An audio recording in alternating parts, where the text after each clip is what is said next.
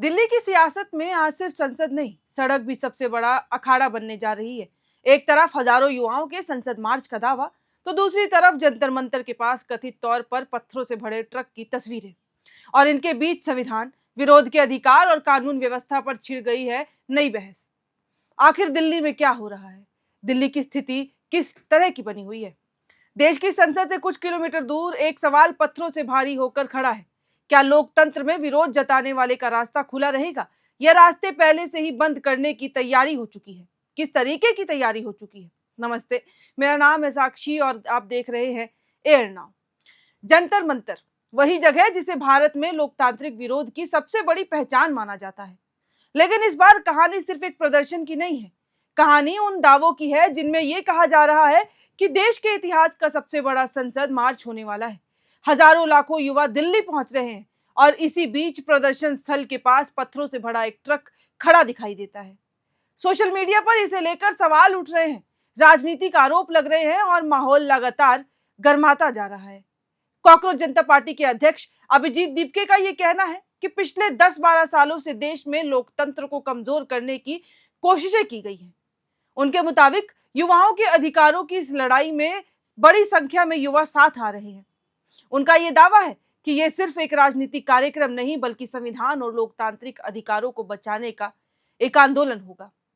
इसी बीच कॉकरोच जनता पार्टी के social media account से पोस्ट किया गया कि भारतीय संविधान के अनुच्छेद 19(1) के तहत हर नागरिक को शांतिपूर्ण ढंग से अपनी बात रखने और विरोध दर्ज कराने का पूरा अधिकार होता है। लेकिन असली विवाद एक दूसरी तस्वीर और दावे से शुरू होता है। सोशल मीडिया पर वायरल हो रही तस्वीरों और पोस्ट में यह दावा किया जा रहा है कि जंतर मंतर के पास पत्थरों से भरा एक ट्रक खड़ा कर दिया गया है। आरोप लगाया गया कि इतनी संवेदनशील जगह पर ऐसा ट्रक पुलिस की जानकारी या अनुमति के बिना नहीं हो सकता। पोस्ट में यह भी कहा गया कि यदि प्रदर्शनकारियों पर पथराव होता है तो उसकी पूरी जिम्मेदारी पुलिस और सरकार की होगी। साथ ही चेतावनी भी दी गई कि अगर ऐसा हुआ तो उसका जवाब इतना बुरा होगा कि सरकार के लिए भी संभालना मुश्किल हो जाएगा। हालांकि इस दावे की अभी तक कोई ऑफिशियली जो जानकारी है, पुष्टि नहीं हुई है। ये क्लियर नहीं है कि ट्रक वहां किस उद्देश्य से खड़ा किया गया, उसमें आखिरकार वास्तव में क्या है। लेकिन दूसरी तरफ जंतर मंतर और उसके आसपास की भीड़ भी चर्चा का एक विषय बनी हुई है। तस्वीरों और वीडियो में अगर आप देखेंगे तो फुटपाथों पर बड़ी संख्या में लोगों के बैठने और रात बिताने की दृश्य सामने आए हैं। ऐसे में सवाल उठाया जा रहा है कि यदि हजारों लोग पहले से ही वहां मौजूद हैं तो संसद मार्च किस तरह होगा? क्या एजेंसियां इसकी अनुमति देंगी?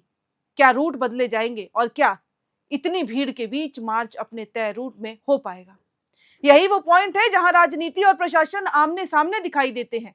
विपक्षी दल इसे लोकतांत्रिक अधिकारों पर दबाव बनाने की कोशिश बता रहा है, जबकि सरकार और प्रशासन की ओर से अब तक इस पर कोई भी बयान नहीं आया।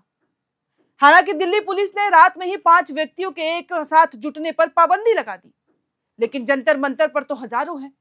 अब जरा संविधान की भी बात अगर कर ली जाए, क्योंकि इस पूरी कहानी का सबसे बड़ा किरदार अगर कोई है तो वो है अनुच्छेद 19। वही अनुच्छेद जो हर भारतीय को अपनी बात कहने, सरकार से सवाल पूछने और शांतिपूर्ण तरीके से इकट्ठा होकर विरोध जताने का हक देता है। लेकिन कहानी में एक लेकिन भी है। यह हक बिल्कुल असीमित नहीं है। अगर कानून व्यवस्था बिगड़ने का खतरा हो या हिंसा की आशंका हो तो प्रशासन कुछ उचित प्रतिबंध भी लगा सकता है। यानी जिम्मेदारी सिर्फ सरकार की नहीं है, प्रदर्शन करने वालों की भी उतनी ही है कि आंदोलन की पहचान पत्थर नहीं, विचार बने। लेकिन अब सवाल वही है जो दिल्ली की हवा में तैर रहा है। अगर किसी बड़े प्रदर्शन से पहले सोशल मीडिया पर लगातार ऐसे दावे आने लगे कि हिंसा हो सकती है, पत्थरबाजी की आशंका है या माहौल बिगड़ सकता है, तो क्या प्रशासन को पहले से ज्यादा चौकन्ना नहीं होना चाहिए? और अगर बाद में पता चले कि ये सारे दावे बेबुनियाद थे, तो क्या सिर्फ पोस्ट वायरल करके माहौल गर्म करने वाले से भी जवाब नहीं पूछा जाना चाहिए? दिल्ली के लिए यह कोई पहली बार परीक्षा नहीं है। इस शहर ने किसान आंदोलन भी देखा है, नागरिकता कानून के खिलाफ लंबे प्रदर्शन भी देखे, रामलीला मैदान से लेकर जंतर मंतर तक ना जाने कितनी राजनीतिक लड़ाइयों का गवाह भी रहा है। हर बार एक ही सवाल सामने आया, लोकतंत्र और कानून व्यवस्था दोनों को साथ लेकर कैसे चला जाए। इस बार भी सवाल वही है, बस किरदार बदल गए हैं।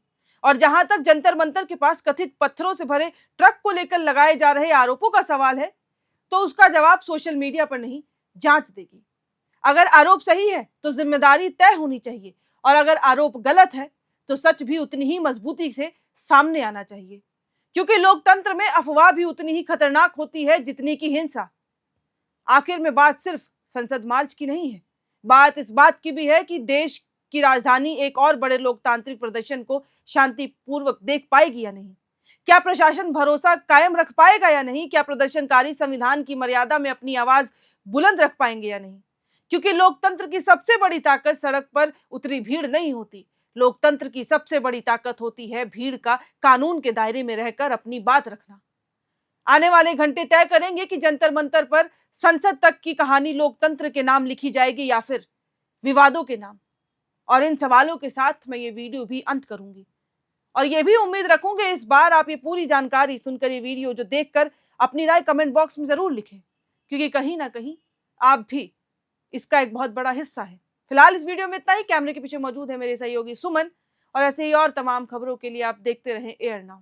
FRP pressure vessels are made using fiber reinforced plastic, a powerful combination of high-strength glass fibers and corrosion-resistant resin.